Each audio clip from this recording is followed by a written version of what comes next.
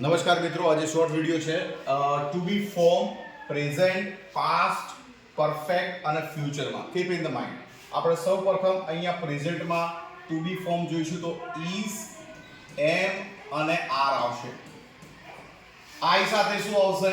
એમ, you સાથે R, હી સાથે is, શી સાથે ઇઝ, ઇટ સાથે ઇઝ, વી સાથે આર અને ધે સાથે R.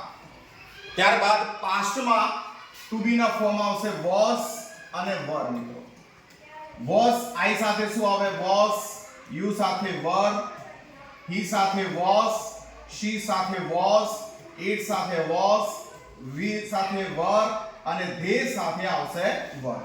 Keep in the mind. હવે નેક્સ્ટમાં આપણે પરફેક્ટમાં જઈશું તો હેવ અને હેઝ બીન આવે. હેઝ બીન તો અહીંયા આઈ સાથે આવશે હેવ બીન, ત્યારબાદ યુ સાથે હેવ બીન, ત્યારબાદ હી સાથે હેઝ બીન, ત્યારબાદ શી સાથે હેઝ બીન, ત્યારબાદ ઇટ સાથે હેઝ બીન, વી સાથે અને ધે બંને સાથે આવશે હેવ બીન. ત્યારબાદ ફ્યુચરમાં આવશે શું તો will. Keep in the mind, will be થાય.